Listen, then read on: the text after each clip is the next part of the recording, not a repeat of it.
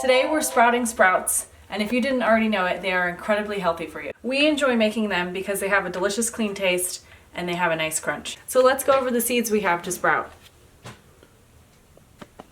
These are alfalfa seeds that we are sprouting. Another common seed that you may have heard of sprouting is a mung bean, but you can actually sprout all sorts of different seeds. So what's so awesome about sprouts is how much nutrition they contain in such a small form. Another thing that's awesome about them is all those nutrients in there are actually more bioavailable to us because of their sprouted form. So I will put a link for you guys in the description that tells you all of the benefits that you'll get from sprouts, as well as the sanitizing instructions, which leads me to my next point. So you may have heard that you can get sick or food poisoning from consuming raw sprouts. So I recommend, if you are going to be sprouting, to use clean, tested seeds. Not only can sprouts be contaminated, but also how they are sprouted, which is in a warm, wet environment, encourages bacteria to grow. But fear not, we are going to show you how to safely sprout these seeds. Okay, our first step is going to be to sanitize these seeds. So what we're going to do is put them in a bowl.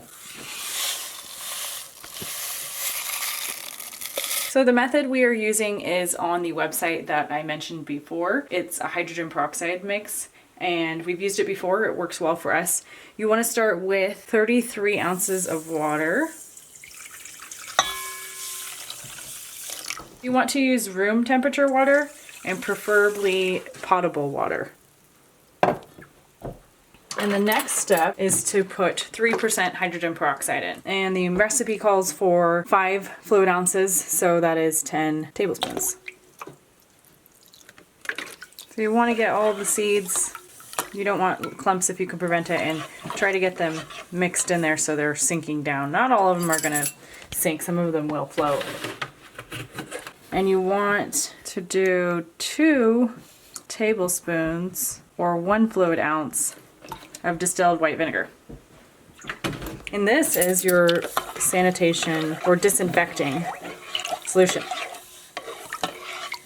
And you're going to let that sit for 5 minutes, and we'll come right back. So while we wait for those seeds to soak, I'm going to show you guys what we're going to be sprouting the seeds in. This is a seed tray, and that's the brand.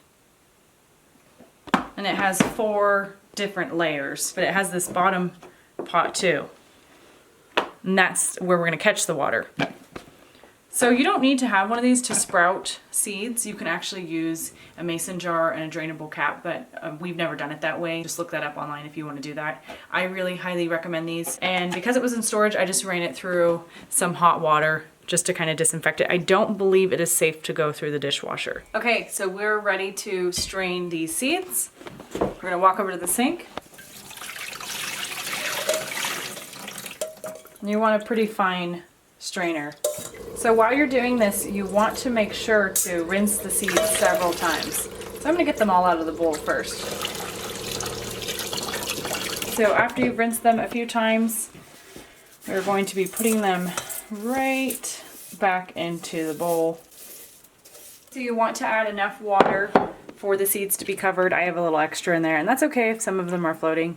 But you are now going to let these seeds soak. And it depends, for how long depends on the seed size. So because this is alfalfa and it's pretty tiny, we're going to let it soak anywhere from 4 to 8 hours. If you're doing a bigger seed, like a broccoli seed, for example, you're going to want to let that soak for at least 8 hours, all the way up to 12 hours.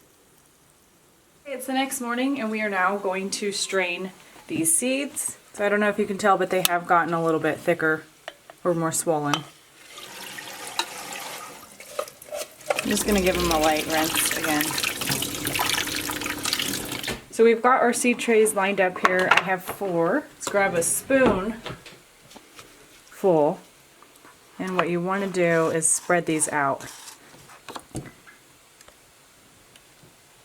I wanted to show you, these are special trays that have these little ridges, and the main part is these little holes it has to drain the water to the next level and then all the way down where it catches it. So there's no specific order to these trays. We're actually going to be rotating them.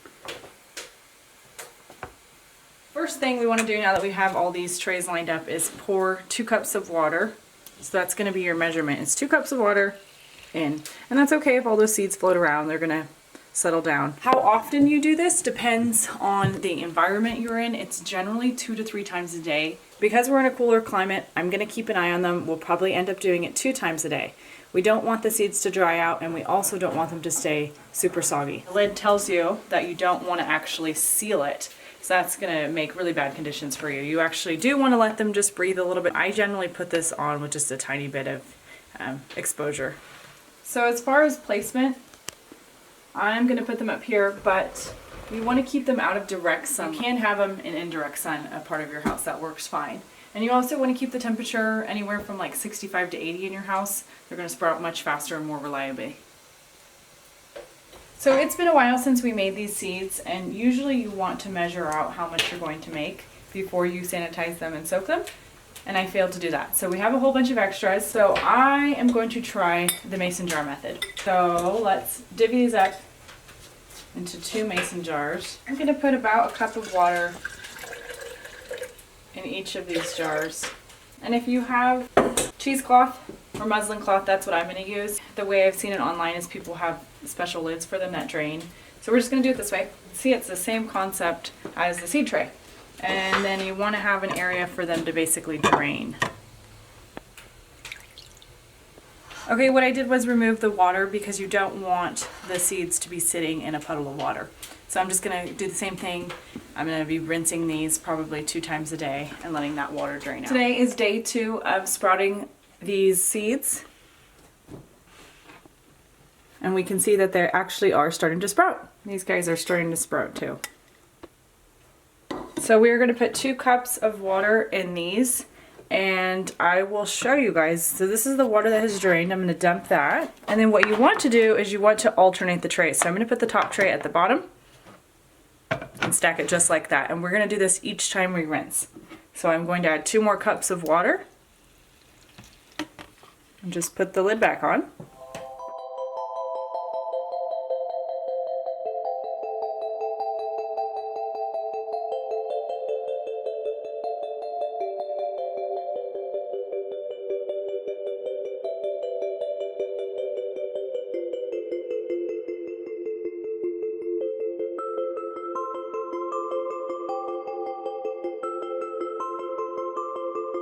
This is day 6. We are done sprouting the seeds. We ended up liking doing it through the jars because it seemed that these went a little quicker. They actually sprouted sooner, and they would have been ready to eat yesterday, but we let them go an extra day. For comparison, these are the trays. And I may have put too many seeds in there. I think I mentioned that. So let's get them cleaned up. And the first step is just pulling the sprouts out. You're going to have some left that didn't go. So you can see this is the difference. These are the ones that are coming out of the mason jars. And what you want to do now is give these a rinse, and I'm actually going to fill it up with water so the little holes, the little brown pieces come up and float off. And if you don't get all of those out, that's totally okay to eat them too.